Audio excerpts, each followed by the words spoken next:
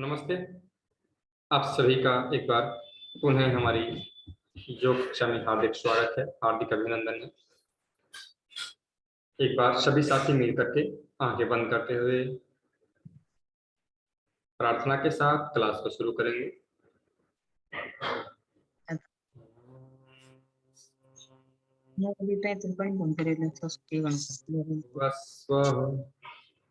तत्सवितुर्वरेण्यं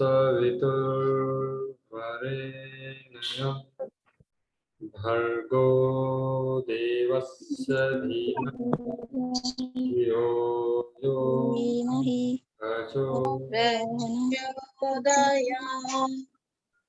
गुरु मंत्र बोलेंगे एक बार। गुरु ब्रह्मा गुरु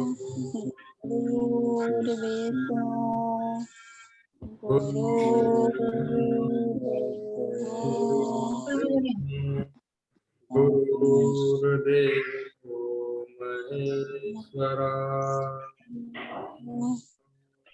साक्षात् परब्रह्म श्री गुरुवे नमः। तस्मै श्री गुरुवे नमः। इसी के साथ एक अन्य मंत्र के साथ मेरे साथ बोलने का प्रयास करेंगे। जिनको नहीं आता है वो एक बार को अच्छे से सुनेंगे और कल की जो क्लास होगी उसमें बोलने का प्रयास करेंगे। विश्वानी मंत्र हम बोल रहे थे। अब जब हवन यज्ञ आदि करते हैं तो उसमें मुख्य हमारा मंत्र होता है विश्वानी मंत्र, वही मैं बोलने का प्रयास कर रहा हूँ। विश्वानि देव सवितृदुरितानि परासुवः यद्भद्रं कन्यः आशुवः। इसी के साथ आइए क्लास का इसको शुरू करते हैं। सभी साथी अपना माइक जो है म्यूट कर लेंगे और आवश्यकता होने पर अपने माइक जो है वो ऑन करना है। और जो साथी कर सकते हैं वो अपना वीडियो जो है ऑन रखें ताकि आपके द्वारा किए गए कार्य को हम देख पाएं। आइए आज का हमारा जो टॉपिक है वो रहेगा षटकर्म।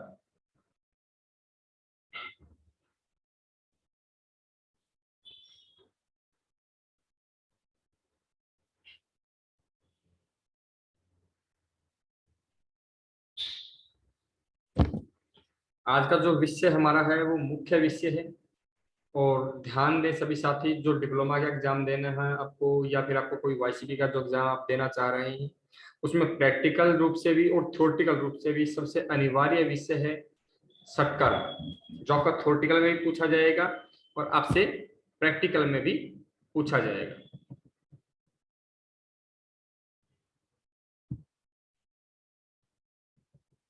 सबसे पहले तो ये जानते हैं कि षटकर्म जो है वो होता क्या है। ध्यान दें सभी साथी, हम केवल आज एक ही टॉपिक कर रहे हैं षटकर्म, और आवश्यकता पड़ी तो हम योग निद्रा का दूसरा टॉपिक हम करेंगे। आपसे कंप्लीट होने के बाद क्वेश्चन आंसर किए जाएंगे। कोई चीज समझ में नहीं आती है तो तुरंत आप मुझसे पूछ लीजिए, कोई दिक्कत नहीं, आप पूछ सकते हैं बीच में भी। लेकिन जितना आप पढ़ रहे हैं अच्छे से पढ़ें ताकि एग्जाम के समय आपको इधर उधर से सहायता लेने की आवश्यकता ना पड़े। क्योंकि आपके मन में होता है कि हम इधर उधर सहायता लेकर के बता देंगे और ऐसा पॉसिबल नहीं हो पाता है, उस समय आप प्रॉब्लम में फंस जाते हैं। तो कृपया करके अच्छे से उस चीज को समझें और कोई चीज अगर समझ में नहीं आती है तो आप मुझे तुरंत पूछ लें। आइए शुरुआत करते हैं षटकर्म। देखिए जैसा कि हमारा विषय है षट और कर्म।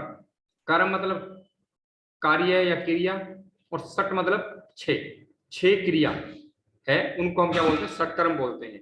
अब षटकर्म जो उसका अर्थ क्या होता है, तो शरीर शोधन की 6 क्रियाएं। शरीर को शोधन करने का मतलब सफाई करने की। हमारा जो शरीर है उसकी सफाई करने की 6 क्रियाएं जिनको हम षटकर्म बोलते हैं। अच्छा, आपसे क्वेश्चन पूछा जाएगा कि षटकर्म क्या है, तो शरीर शोधन की 6 क्रियाएं जिन्हें हम षटकर्म बोलते हैं। जिनके शरीर में स्थूलता, कफ की अधिकता होती है, उन्हें पहले सत्कर्म करने की सलाह दी जाती है। किसके अकॉर्डिंग? हठ प्रदीपिका के अकॉर्डिंग। और हमारे सत्कर्म जो है वो घृण संहिता में भी, अकॉर्डिंग सर, एचपी का मतलब सर? हठ प्रदीपिका, हठ प्रदीपिका, ओके सर। जहां पे आपको GH लिखा मिलेगा वो आपका घृण संहिता है, और HP जहां पे लिखा हुआ है उसका मतलब हठ प्रदीपिका है। तो यहाँ पे दोनों में ही दिया गया है, घृण संहिता में भी और हठ प्रदीपिका में भी। तो जो सबसे पहले जो है, शरीर के अंदर स्थूलता अगर होती है और कफ की अधिकता अगर होती है तो उनको सत्कर्म करने की सलाह दी जाती है। वो किसके अकॉर्डिंग है? वो HP के अकॉर्डिंग, यानी हठ प्रदीपिका में इसकी सलाह दी गई है। और दूसरा क्या है कि अलग अलग ग्रंथों में सत्कर्म का जो प्रकार है और उसका जो कर्म है वो अलग अलग दिया गया है। हठ प्रदीपिका में कर्म इसका अलग है, घृण संहिता में कर्म अलग है। और आपको जो इनके नाम जो याद करने हैं वो कर्म से ही याद करने हैं, आगे पीछे याद नहीं करने। देखिए, जैसे कि अगर हम घृण संहिता की अगर हम बात करेंगे तो घृण संहिता में जो दिए गए हैं वो कैसे दिए गए हैं? पहले धोती, फिर वस्ती, उसके बाद नेति, फिर नोली, त्राटक और कपालभाति, 6 दिए गए हैं। 6 का सीरियल आपको याद रखना है: धोती, वस्ती, नेति, नोली, त्राटक और कपालभाति। और इसी प्रकार से सेम प्रकार से दिया गया हठ प्रदीपिका में। हठ प्रदीपिका में चीजें वही दी गई हैं। 1 मिनट के लिए रुकेंगे। हेलो,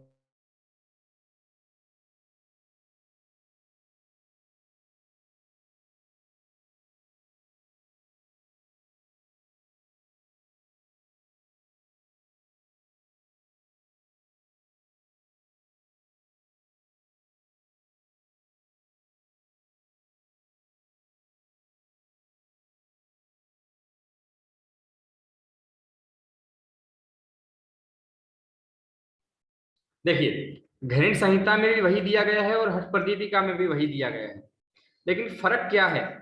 ये देखिए, नोली इसमें आगे है और इसमें बाद में दिया गया है, सिर्फ यही फर्क है दोनों में। इसमें दिया है धोती, वस्ती, नेति, नोली, त्राटक, कपालभाति। लेकिन हठ प्रदीपिका के अकॉर्डिंग अगर हम बात करेंगे तो धोती, वस्ती, नेति, त्राटक, नोली, कपालभाति, इस प्रकार से इसमें दिया गया है। तो दोनों को आपको सीरियल वाइज ही याद करना है। उसके बाद हमारा तीसरा जो ग्रंथ है वो है हठ रत्नावली। हठ रत्नावली के अंदर अगर हम बात करें तो ये जो क्रियाएं हैं वो 6 नहीं बल्कि 8 दी गई हैं। ये आपको एक्स्ट्रा जानकारी के लिए बताया जा रहा है। आपकी डिप्लोमा एग्जाम है या एक्स्ट्रा जानकारी है उसके लिए आपको बताया जा रहा है। YCB एग्जाम के अकॉर्डिंग काफी इंपॉर्टेंट नहीं है। ऊपर वाली फर्स्ट और सेकंड जो है वो दोनों आपका काफी इंपॉर्टेंट है, काफी नहीं 100% आपसे पूछा जाएगा। हर सिचुएशन में आपसे पूछा जाएगा कि आप थ्योरेटिकल का वो दे रहे हैं तो या प्रैक्टिकल का दे रहे हैं। और रही बात हठ रत्नावली की, तो हठ रत्नावली के अंदर 8 शोधन क्रियाएं दी गई हैं, जिसमें चक्री, नोली, उसके बाद धोती, नेति, वस्ती, गजकर्णी, त्राटक और मस्तक भ्रांति, ये जो है हठ रत्नावली में दी गई है, जो आपके लिए काफी ज्यादा इंपॉर्टेंट नहीं है। आइए हम बात करेंगे घृण संहिता के अनुसार ये जो 6 दिए गए हैं, इन 6 के बारे में पढ़ना शुरू करते हैं। सबसे पहले धोती, घृण के संहिता के अनुसार, जैसे कि आपके सामने लिखा हुआ GS, यानी घृण संहिता के अनुसार धोती कर्म के 4 प्रकार हैं।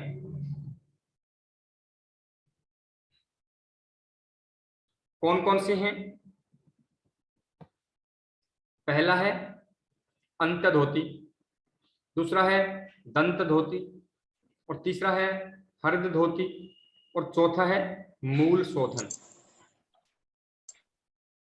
नोट कर लें, घृण संहिता के अनुसार धोती जो है वो 4 प्रकार की बताई गई हैं। पहली है अंत धोती, दूसरी है दंत धोती, तीसरी है हरित धोती, और चौथी जो है वो है मूल शोधन।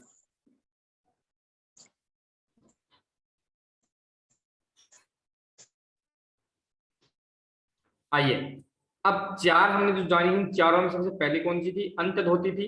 अंत धोती के बारे में जानते हैं। अंत धोती जो है वो 4 प्रकार की होती है। यहाँ पे अंत धोती भी 4 प्रकार की होती है। कौन कौन सी? वातसार, वारिसार, अग्निसार और बहिष्कृत। पहली वातसार, दूसरी वारिसार, तीसरी अग्निसार और चौथी बहिष्कृत धोती। केवल नाम याद कर रहे हैं पहले हम। पहले 4 नाम याद किए, अंत धोती, दंत धोती, हृद धोती और मूल शोधन धोती। उसके बाद अंत धोती के 4 प्रकार, वातसार, वारिसार, अग्निसार, बहिष्कृत। इसके बारे में जानेंगे कि वातसार क्या होता है, वारिसार क्या होता है, ये भी जानेंगे। पहले सिर्फ नाम नाम देखेंगे एक बार। अब दंत धोती जो है वो 5 प्रकार की होती है। कौन कौन सी? दंतमूल, जीवामूल, कर्णरंध्र और कपाल रंध्र। अब इसमें ये वैसे कोई 4 हो रही हैं, लेकिन क्या होता है कर्णरंध्र जो 2 होते हैं, दोनों कानों की सफाई हो गई, तो इसमें क्या होगा 5 प्रकार की हो गई है।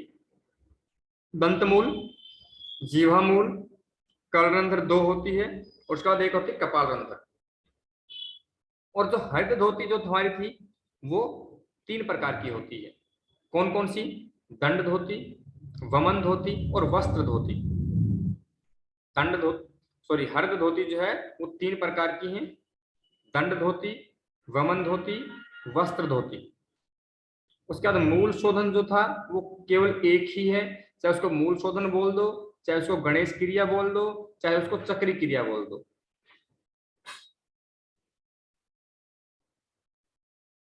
तो धोती 4 प्रकार की, पहली धोती 4 प्रकार की, दूसरी धोती 5 प्रकार की, तीसरी धोती 3 प्रकार की, चौथी धोती 1 प्रकार की। अब आइए इन सभी धोतियों को अलग अलग रूप में पढ़ते हैं। पहला था हमारा वातसार धोती। जैसे कि 4 हमने पढ़ी थी यहाँ पे, वातसार, वारिसार, अग्निसार और बहिष्कृत। इसमें पहली पढ़ते हैं वातसार धोती। वातसार धोती क्या है? वायु के द्वारा उदर को धोना।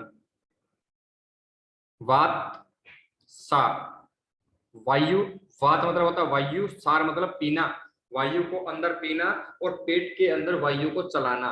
उससे क्या होगा? पेट को धोना। पेट मतलब उदर, उदर और पेट एक ही बात है। आपके सामने जो एग्जाम होगा उसमें जो वर्ड यूज किए जाएंगे वो इसी प्रकार से यूज किए जाएंगे। जैसे गर्दन को ग्रीवा बोलेंगे, पेट को उदर बोलेंगे। तो वायु के द्वारा उदर को धोना क्या कहलाता है? वातसार धोती कहलाता है। उसका दूसरा वारिसार धोती। वारिसार में वारी का मतलब क्या होता है? वारी मतलब होता है पानी, जल, और सार मतलब पीना, यानी धीरे धीरे कंठ प्रदेश तक जल पीना। उसके बाद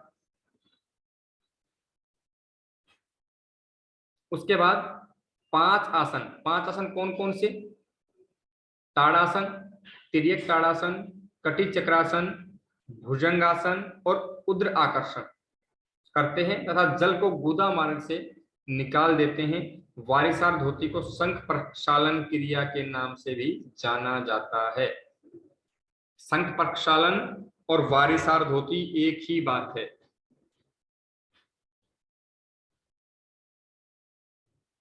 उसके बाद है बहिसार। बहिसार बोल सकते हैं एक्सक्यूज मी सर, जी। सर ये 5 आसन के बारे में भी पूछ सकते हैं कि कौन कौन से आसन होंगे उसमें? हाँ, आपसे पूछा जा सकता है।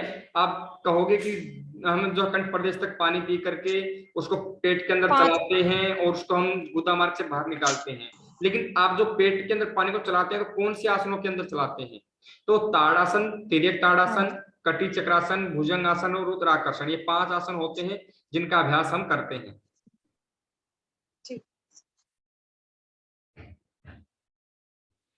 उसके बाद अगला है बहिसार या अग्निसार। अग्निसार किसी को बोलते हैं और वहिसार किसी को बोलते हैं। इसमें क्या होता है? जैसे देखिए, वात के अंदर हमने क्या किया? वायु को पी लिया। वारी के अंदर क्या किया? पानी को पी लिया। अब अग्निसार में ये तो है नहीं कि अग्नि को पीना है, क्योंकि अग्नि ऑलरेडी हमारे शरीर के अंदर है। तो उसको कैसे चलाएंगे? श्वास को पूरा बाहर निकालेंगे और पेट के अंदर जो जठर अग्नि है उसको चलाएंगे, तो वो क्या हो जाएगा? अग्निसार। जैसे कि श्वास को बाहर निकालकर पेट को, नाभि को 100 बार रीढ़ की हड्डी या पृष्ठ भाग से लगाएं। यानी पेट को पूरा आगे पीछे करना है, श्वास को पूरा बाहर निकालकर, उसको क्या बोलते हैं? अग्निसार। उसके बाद है बहिष्कृत धोती। बहिष्कृत में क्या होता है, वायु को पेट में भरकर उसको 1.5 घंटे तक आधे प्रहर उदर में रोककर और परिचालन करते हुए गुदा मार्ग से बाहर निकाल देते हैं। इसे जो है बहिष्कृत धोती या महाधोती भी कहा जाता है। अब दोनों में फर्क क्या था, वातसार में क्या किया था, वायु को पिया, पेट में हल्का सा चलाया और निकाल दिया। लेकिन यहाँ पे क्या है, वायु को पेट में भरकर आधे प्रहर यानी 1.5 घंटे तक पेट के अंदर उसको रोक के रखना है और फिर उसका परिचालन करना है और परिचालन करते हुए गुदा मार्ग से बाहर निकालना है। उसे बहिष्कृत धोती कहा जाता है।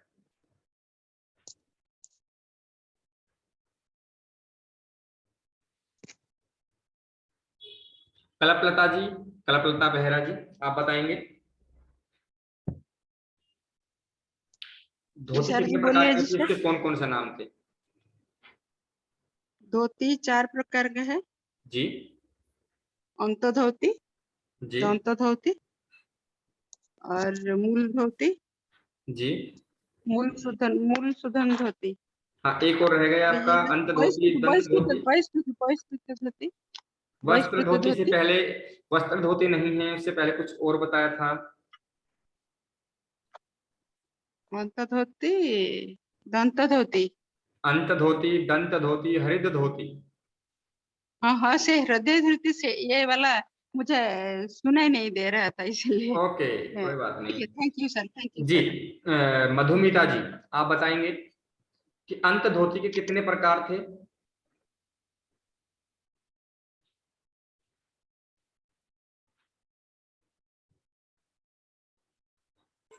जी सर, और एक बार बोलिए। मैं पूछ तो ऐसे मधुमिता जी से रहा था, लेकिन आप बताएंगे, कोई बात नहीं। अंत धोती के कितने प्रकार हैं और कौन कौन से हैं? 4 प्रकार। कौन कौन से? बादसर, बारिशर, अग्निसर, बहिष्कृत। ओके, बहुत बढ़िया। अक्षय, अक्षय जी बताएंगे। अक्षय जी, अंत धोती के पहले दोनों प्रकार बता दीजिए। पहले दो? हाँ जी, अंत धोती के पहले 2 प्रकार जो थे वो उनके बारे में थोड़ा बता दीजिए।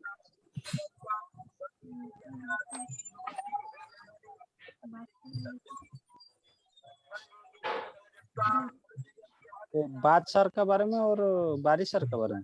हाँ जी, वातसार के बारे में और वारिसार के बारे में।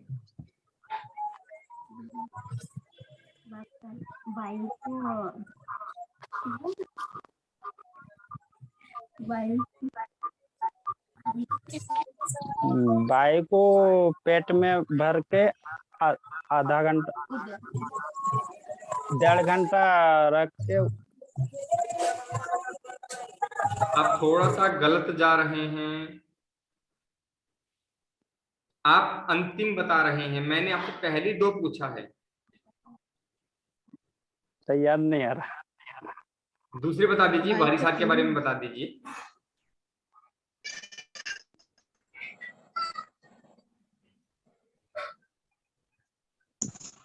सर सुनाई नहीं दे रहा है। बाकी किसी और विद्यार्थी को भी ऐसी प्रॉब्लम है जिसको सुनाई नहीं दे रहा हो, या केवल दीपाली जी को ही ऐसी प्रॉब्लम आ रही है? सर मेरे दे रहे। पूनम जी, टीचर पूनम जी, आपको सुनाई दे रहा है?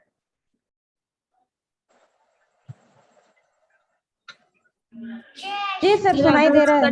ओके, आवाज कट यानी कट के आ रही है। मेरे पास नेटवर्क ठीक है, इसका मतलब। हाँ जी सर, आपकी अच्छे से आवाज आ रही है।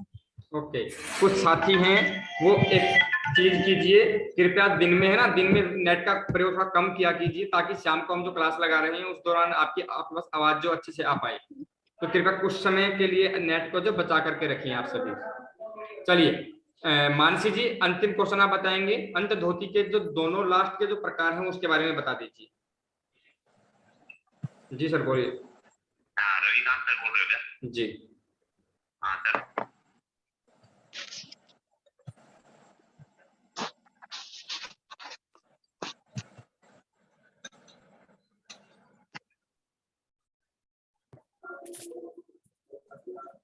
अंतर्धोती 5 प्रकार होता है। दंत, जिह्वा, कमरेंद्र, कपालेंद्र। जी आपकी आवाज अच्छे से आ नहीं पाई, थोड़ा फिर से बताएंगे?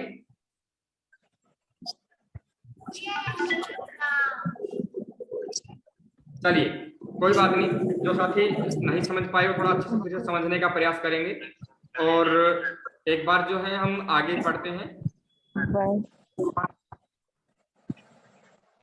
उसके बाद हमने अंत धोती के बारे में पढ़ा। हाँ जी बोलिए।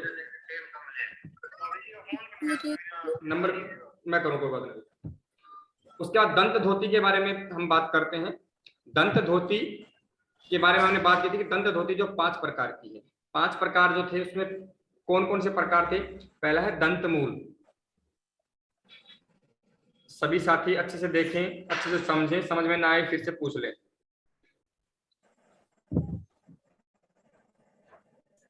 दंत मूल में क्या होता है? खदीर या खैर एक जो है पौधा होता है, उसका रस और पीली मिट्टी से दांतों को मांजना। नित्य प्रति प्रभात समय में इसे करना चाहिए और योग साधना में इसे सर्वश्रेष्ठ माना गया है। इसको क्या बोलते हैं? दंत मूल धोती बोलते हैं। दांतों की सफाई की जाती है इसमें पीली मिट्टी और खदीर के रस के साथ। दूसरा क्या है? जीवा मूल। जीवा मूल में क्या करते हैं? तर्जनी, मध्यमा और अनामिका, इन तीनों की सहायता से गले के मध्य में जीवा मूल को घुसना चाहिए। यानी तर्जनी, मध्यमा और अनामिका, इन तीनों उंगलियों की सहायता से जीवा को के ऊपर घसना है, जीवा की सफाई करनी है। इससे क्या होगा? इससे कफ दोष जो है उनका निवारण हो जाएगा और जीवा जो है लंबी हो जाएगी। ये जीवा मूल है, यानी जीवा की सफाई करना, अपनी जीभ की सफाई करना जीवा मूल कहलाता है। तीसरी धोती है कर्णरंध्र, जो 2 प्रकार की होती है। यानी तर्जनी व अनामिका की सहायता से कानों के छिद्रों को नित्य मार्जन करना या मांजना या उनकी सफाई करना। इससे नाद प्रकट होता है, हमें अलग अलग नाद जो है वो सुनाई देने लग जाते हैं, जिसके नाद के बारे में हम आगे पढ़ेंगे। नाद क्या होता है, कैसे सुनाई देता है, इसके बारे में आगे हम पढ़ेंगे। अभी तक सिर्फ इतना ही जाने कि तर्जनी व अनामिका की सहायता से कानों के जो छिद्र होते हैं उसको नित्य प्रति जो साफ करना कर्णरंध्र धोती कहलाता है। उसके बाद है कपाल रंध्र धोती। कपाल रंध्र में क्या होता है? प्रतिदिन प्रातः काल यानी सुबह उठ करके और भोजन के बाद सोने से पूर्व दाएं हाथ के अंगूठे से भाल रंध्र को मार्जन करना चाहिए। यानी कि मोटा मोटा आप सभी इतना समझे कि जैसे इस प्रकार से हाथ को करके जो पानी डालते हैं और हमारा ये हिस्सा जो होता है ऊपर का, हमारे खोपड़ी का हिस्सा जो होता है ऊपर का, जहाँ पे बच्चे का जैसे हम जो कपाल बोलते हैं या तलवा बोलते हैं, उस जगह पे इस प्रकार से थपकी लगाना, उसको बोलते हैं कपाल रंध्र धोती। इससे क्या होगा? कफ जो दोष है उनका निवारण होगा, दिव्य दृष्टि होगी और नाड़ी जो है उनमें निर्मलता की प्राप्ति हमें होगी। ये दंत धोती के 5 प्रकार थे: दंतमूल, जीवामूल, कर्णरंध्र, कपाल रंध्र। पीडीएफ आप सभी के पास शेयर कर दी जाएगी, आपको दे दी जाएगी।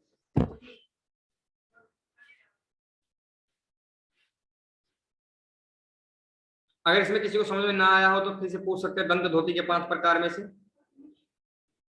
उसके बाद आगे बढ़ते हैं हरित धोती। हरित धोती के 3 प्रकार मैंने आपको बताए थे: दंड धोती, वमन धोती और वस्त्र धोती। दंड धोती जो है उसमें क्या होता है? केले या हल्दी के दंड को हृदय में धीरे धीरे प्रवेश करवाते हैं, वह निकालते हैं। क्योंकि आजकल हम जो करते हैं वो एक लंबी रबड़ की नलिका लेते हैं और उसको जो है मुंह के माध्यम से डालते हैं पेट के हृदय के अंदर, और वहां से उसको फिर जो अंदर कुछ अगर मल होता है जो उसको पानी के माध्यम से उसको बाहर निकालते हैं। लेकिन पहले जो लोग दंड धोती का प्रयोग करते थे वो कैसे करते थे? वो केले या हल्दी का दंड देते थे और उसको धीरे धीरे अंदर प्रवेश करवा करके और प्रवेश करवाते थे और निकालते थे। इससे क्या होता था? यह कफ, पित्त और कलेज यानी घबराहट का मुख्य मार्ग से रेचक करते हैं। यानी कफ रोग जो है उसको बाहर निकालते हैं, पित्त रोग अगर कोई होता है तो उसको हम ठीक करते हैं इसके माध्यम से। और वमन धोती, वमन धोती में क्या होता है, भोजन के बाद कंठ तक जल को पी लें, फिर उद्रव दृष्टि करके उस जल को वमन कर दें, यह कफ और पित्त का निवारण करती है। यानी भोजन आदि हमने कर लिया, कहीं बाहर गए हैं, शादी वगैरह में गए, उसमें खाना अधिक खा लिया या कुछ ऐसा खा लिया जिससे पेट के अंदर जलन होने लग गई, उसका निवारण, उसको ठीक कैसे करेंगे? तो पानी पीजिए, अधिक पानी पीजिए, गले तक पूरा भर लीजिए पानी को, और ऊपर की ओर दृष्टि डालते हुए अपनी जीभ को नीचे दबाते हुए और उस पानी के माध्यम से पूरा जो अंदर का जो मल है उसको बाहर निकाल दें। उससे क्या होगा, वो वमन धोती आपकी कहलाएगी, जिससे आपके कफ और पित्त के अंदर कोई भी जो समस्या थी वो जो है दूर हो जाएगी आपकी। इसको बोलते हैं वमन धोती। वमन करना, उल्टी करना, लगभग इस चीज को सभी समझ पा रहे होंगे। उसके बाद है वास या वस्त्र धोती। वास या वस्त्र धोती में क्या होता है, 4 अंगुल चौड़ा एक वस्त्र होता है, उसको धीरे धीरे धीरे धीरे चबा चबा करके खाना होता है और फिर धीरे धीरे उसको बाहर निकालना होता है। तो ये जो है वो होती है वस्त्र धोती होती है। ये मलमल का कपड़ा होता है, 4 अंगुल चौड़ा होता है और लगभग 22 फीट के लगभग लंबा होता है। उसको हम चबा चबा करके खाते हैं और फिर उसको बाहर निकाल देते हैं, वो होती है वस्त्र धोती। और ऐसा करने से होगा क्या, ऐसा करने से गुल्म रोग, जवर यानी बुखार आदि, पलीहा, कुष्ठ रोग, कफ रोग, पित्त रोगों का विनाश होता है और आरोग्य व बल की पुष्टि होती है। ऐसा जो है वस्त्र धोती का फल बताया गया है। उसके बाद अगली धोती जिसके हम बारे में हम बात कर रहे थे, चौथी धोती जो थी वो मूल शोधन धोती थी, या चक्री क्रिया जिसे हम बोलते हैं, या गणेश क्रिया जिसे हम बोलते हैं। इसके बारे में जानते हैं। तो पित्त मूल यानी हल्दी की दंड से मध्यमा उंगली से प्रयत्न पूर्वक जल से मल द्वार को धोना चाहिए। मल जो द्वार जो हमारा होता है उसके अंदर जो है हम हल्दी की का दंड या मध्यमा उंगली से प्रयत्न पूर्वक उसको जल से भरते हैं, उसको फिर उसको धोते हैं। इससे अंदर की कठिनता का या अजीर्ण का निवारण होता है। यानी कब्ज आदि की शिकायत अगर किसी को है या भोजन पचने की किसी को समस्या है तो उससे जो है छुटकारा मिलता है। और इससे क्या होता है, अपान वायु जो होता है उसकी क्रूरता दूर होती है। यानी अपान वायु के अंदर कोई भी अगर दोष आ गया है तो वो जब दूर हो जाएगा और जठराग्नि जो हमारी तेज हो जाएगी, जो भोजन को पचाने में सहायक होती है। तो ये जो है वो मूल शोधन धोती थी या चक्री क्रिया थी और गणेश क्रिया थी। यहां तक अगर किसी विद्यार्थी को कोई भी क्वेश्चन अगर पूछना है तो पूछ सकते हैं। आइए, जो हमने अभी धोती पढ़ी थी जी सर, वो जैसे शंख प्रक्षालन है जी, तो उसमें आपने क्या बताया था कि पानी पीना है फुल पेट भर के, ओके अभी बताते हैं। और फिर हम आसन करते हैं। अभी बताते हैं उसके बारे में भी जी। उसके बारे में अभी बता देंगे फिर से आपको। अब सर, देखिए जी, जठराग्नि का मतलब क्या हुआ? जठराग्नि का मतलब क्या हुआ अभी बताते हैं, उसका भी बता देते हैं आपको अभी। उसके साथ थोड़ा सा एक बार पहले एक बार चीज देखी, थोड़ी सी चीज जो हमने अभी धोती जो हमने पढ़ी थी, वो 4 प्रकार की धोती हमने पढ़ी। वो 4 प्रकार की धोती किसके अकॉर्डिंग पढ़ी हमने? वो घेरण संहिता के अकॉर्डिंग हमने पढ़ी है। ध्यान देंगे, वो धोती हमने घेरण संहिता के अनुसार पढ़ी है। लेकिन अगर हमसे पूछे कि हठ प्रदीपिका के अनुसार धोती क्या है, तो हठ प्रदीपिका के अनुसार धोती केवल एक प्रकार की है, जो आपके सामने मैंने अंडरलाइन कर दी है पूरी की पूरी। इसमें क्या करते हैं, तो वस्त्र धोती हम करते हैं ना, सेम वही वस्त्र धोती 4 अंगुल चौड़ा और 15 हाथ लंबा कपड़ा लेते हैं, उसको जल में भिगोकर और गुरु के निर्देशानुसार धीरे धीरे निकलना है और फिर उसको धीरे धीरे बाहर निकालना है। वो क्या होती है, हठ प्रदीपिका के अनुसार धोती कहलाती है। इसमें खांसी, दमा, इली, कुष्ठ तथा 20 प्रकार के कफ रोग जो है वो दूर हो जाते हैं।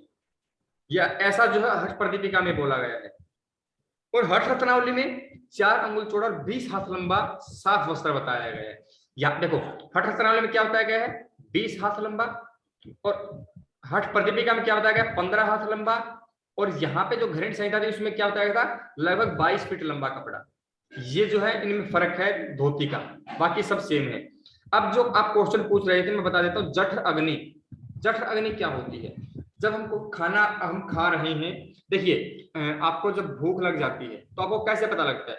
आपके अंदर शरीर के अंदर जलन महसूस होने लग जाएगी आपको, आपके शरीर के अंदर अग्नि होती है, आपके शरीर के अंदर आग होती है और वो जो है भोजन को पचाने का कार्य करती है। लेकिन जब क्या होता है, जब आपके शरीर को भोजन की जरूरत होती है उसमें आपको पेट के अंदर जलन महसूस होने लगती है, वही जो जलन जो है वो जठर अग्नि है, जो हमारे शरीर के अंदर भोजन को पचाने का कार्य करती है। धीरे धीरे जब जठर अग्नि मंद पड़ जाती है तो हमारे शरीर के अंदर अलग अलग रोग पनपने लग जाते हैं और धीरे धीरे जो हमें कब्ज की शिकायत हो जाती है, भोजन फिर पचता नहीं है, भोजन शरीर के अंदर सड़ता है। जठर अग्नि जब हमारे शरीर के अंदर मंद पड़ जाती है तो भोजन पचता नहीं है बल्कि गलता है, सड़ता है, जिससे हमारे शरीर के अंदर अनेक रोग जो है पनप जाते हैं। तो जो भोजन को पचाने का कार्य करती है उसको जठर अग्नि बोला जाता है। सर मेरा क्वेश्चन थोड़ा अलग था, ये मुझे कुछ पूछना था धोती का। हाँ जी बोलिए। सर जैसे षटकर्म है और पंचकर्म होता है एक, हाँ जी, तो उसमें पंचकर्म में क्या जैसे एनल है या गुदा द्वार से जल को अंदर खींचा जाता है और फिर बाहर छोड़ा जाता है, तो वो कौन सी क्रिया, वो गणेश में आती है या सर किस में आती है? वो इसमें नहीं आएगी, वो वस्ती में आएगी, जो इस धोती के बाद में करवाऊंगा आपको मैं। ओके सर, वो वस्ती में है, उसमें जल क्या होता है, वस्ती। सुनिए हाँ सुनिए, जो मैंने आपको मूल शोधन मैंने आपको बताया है, मूल शोधन के अंदर पानी का जल भी हम प्रयोग करते हैं, उसकी बजाय हम हल्दी की गांठ का प्रयोग करते हैं, हल्दी की गांठ के माध्यम से सफाई करते हैं उसकी हम, या फिर जो हमें हमारी जो उंगली है उसके माध्यम से उसको धोते हैं, पानी का प्रयोग करते हुए उंगली से धोते हैं उसको मूल शोधन बोलते हैं। लेकिन आपकी जो आप ये बता रहे हो ना एनएल के अंदर हम जो पानी आदि को डाल करके सफाई करते हैं पंचकर्मा के अकॉर्डिंग, वो इसका भाग नहीं है, वो अलग चीज है, वो इसके बाद समझाएंगे आपको। Okay sir. Excuse me sir, हठ रत्नावली में 20 हाथ लंबा कपड़ा लेना है और हठ प्रदीपिका में 15 हाथ लंबा लेना है, और उससे पहले मूल शोधन में बताया था सर आपने, मूल शोधन में हठ धोती में सर कितने? मूल शोधन नहीं, वो आप घृण संहिता पूछ रहे हैं। घृण संहिता में 22 फीट लंबा कपड़ा, लगभग 21 से 22 फीट लंबा कपड़ा लेते हैं।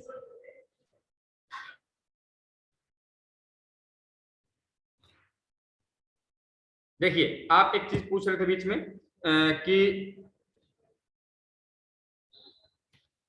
देखिए वारिसार के अंदर क्या करते हैं, धीरे धीरे कंठ प्रदेश तक जल को पीते हैं, पानी को पेट के अंदर भरा जाता है, उसके बाद 5 आसन किए जाते हैं। शंख प्रक्षालन के बारे में पूछ रहे थे पूनम जी शायद। शंख प्रक्षालन में क्या होता है, कंठ तक जल को भरते हैं, उसके बाद 5 आसन करते हैं, जिसमें ताड़ासन, तिर्यक ताड़ासन, कटी चक्रासन, भुजंगासन और उदर आकर्षण करते हैं। सर ये उदर आकर्षण जो आसन है ये कैसे करते हैं, थोड़ा उदर आकर्षण आपको प्रैक्टिकल में बता देंगे। यानी उदर का मतलब पेट और आकर्षण, पेट को खींचना, पेट को आगे पीछे थोड़ा खींच लेते हैं, उसके बाद उदर आकर्षण हो जाता है बस। लिपाली जी आपने शायद मार्कर का प्रयोग कर लिया, थोड़ा सा स्क्रीन पे लाल रंग की लाइन आ गई है, कृपया अगर हो पाए तो उसको आप जो है साफ कर दें रबड़ के माध्यम से। आपके जहां से अपने मार्कर को उठाए तो वहीं पास में एक रबर होगा, उसको उठा करके साफ कर दीजिए। आइए धोती के बारे में हमने पढ़ा। धोती के अंदर जो है 4 धोती हमने पढ़ी, चारों धोतियों के अलग अलग प्रकार थे वो हमने पढ़े। और उसके बाद जो दूसरा हमारा जो प्रकार था धोती के बाद था वस्ती। अब वस्ती के बारे में पढ़ते हैं।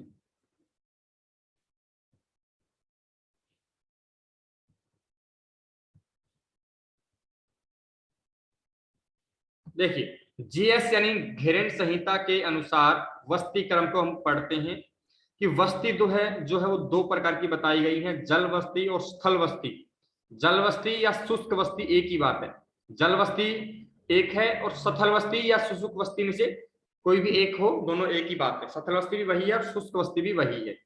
तो जल वस्ती क्या होती है, जल वस्ती क्या होती है, नाभि तक जल में उत्कट आसन लगाकर मल द्वार का आकुंचन व प्रसारण करना, जो कि अभी पूनम जी भी पूछ रहे थे। जल वस्ती इसके अंदर क्या है, सॉरी ये भी थोड़ा सा अलग रहेगा वैसे तो, क्योंकि हठ प्रतिक्रिया के अनुसार वो चीज आएगी जो आप पूछ रहे थे। अब यहाँ पे ग्रहण संहिता में क्या होता है, नाभि तक जल में आपको खड़े हो जाना है और बहते हुए पानी में जल का आकुंचन और प्रसारण करना है गुदा द्वार से, उसको बोलते हैं जल वस्ती।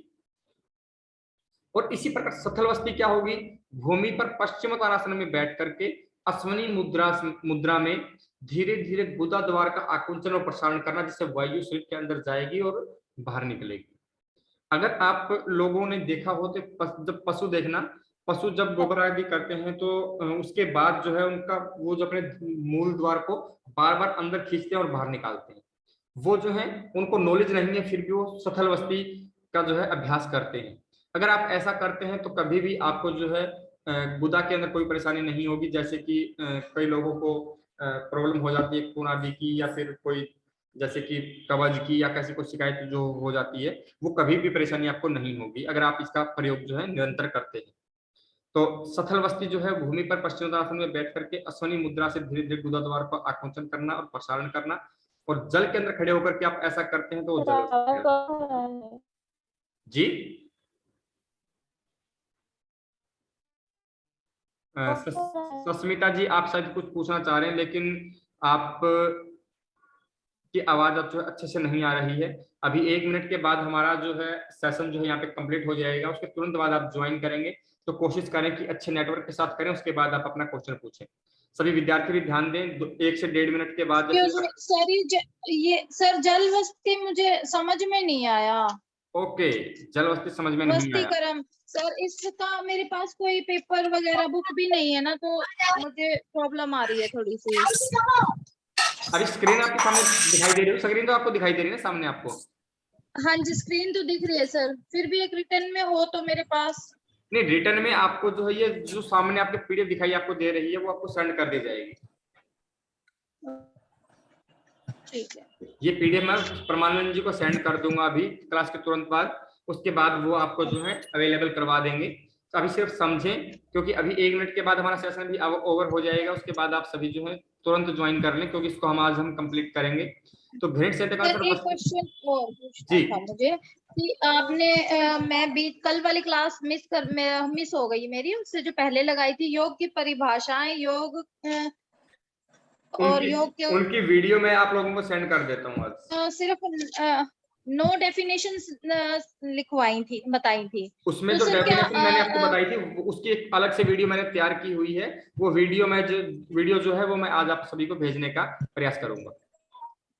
ठीक है सर, मतलब क्या इस 9 में से कंफर्म है कि पेपर में आएगी?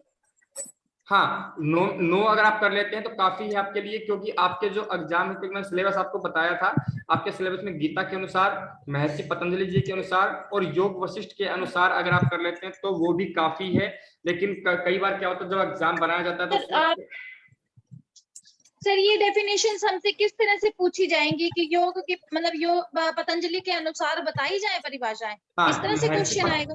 आप आज पूछे जाएंगे कि योग की कोई भी परिभाषा बताएं, आप बताओगे कि योग से चित्तवृत्ति निरोध है, तो उस समय आपसे पूछ जाएंगे ये परिभाषा किसने दी है, तो तब आपको बताना पड़ेगा कि ये परिभाषा जो महर्षि पतंजलि जी ने दी है। चलिए कोई और परिभाषा बताइए, उस समय आपको बताना पड़ेगा गीता के अनुसार जो परिभाषा है वो इस प्रकार से दी गई है कि योग